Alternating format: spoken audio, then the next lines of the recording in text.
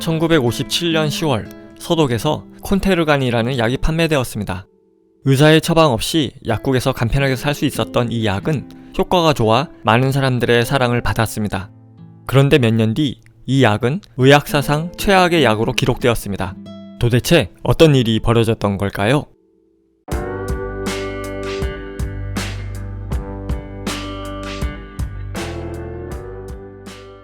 콘테르간의 원래 이름은 탈리도마이드로 이 약을 만든 회사는 독일의 페니실린을 도입해 유명해진 그린엔탈이었습니다. 탈리도마이드는 수면제, 진정제의 일종으로 특히 입덧을 완화시키는 데 효과가 좋아 많은 임산부들이 이 약을 사용하기 시작했습니다. 이 약은 동물 실험을 했을 때 아무런 이상이 없었기 때문에 곧바로 무독성이라는 광고를 하면서 판매를 하기 시작했습니다. 하지만 탈리도마이드는 지금이라면 당연히 해야 하는 임상시험을 하지 않았습니다. 인간에게 이 약이 어떤 작용을 하는지 정확히 알 수 없는 상태에서 판매된 것입니다. 얼마 후 탈리도마이드는 치명적인 부작용이 발견되기 시작했습니다. 태아의 세포는 성장하고 분화할 때 필요한 영양분을 혈관이 공급해줘야 합니다. 하지만 탈리도마이드는 혈관의 생성을 억제하는 부작용이 있었습니다. 그래서 이것을 먹은 임산부들은 사지가 없거나 짧은 기형아를 출산하는 비극적인 사건이 벌어졌습니다. 제약회사는 처음에 이러한 부작용을 부인했습니다.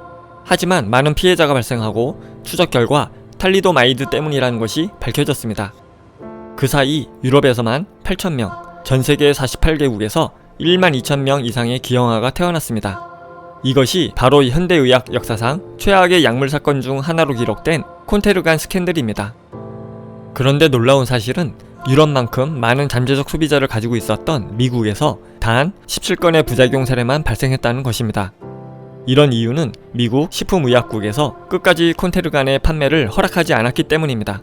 미국은 이미 1938년 식품의약품 화장품법이 만들어져 의약품의 안전성을 입증해야 약을 팔 수 있었습니다. 당시 심사관이었던 프랜시스 올덤 켈시 박사는 콘테르간이 실험 자료가 부족하고 태아에게 미치는 영향을 검토한 자료가 불충분하다는 것을 발견했고, 제약회사의 압력에도 불구하고 제대로 된 테스트를 할 것을 요구하며 6번에 달하는 승인 요구를 모두 거부했습니다. 덕분에 미국에서의 탈리도마이드 부작용 사건은 극히 적었고, 프랜시스 박사는 이 공로로 전 국민적인 영웅이 되었습니다.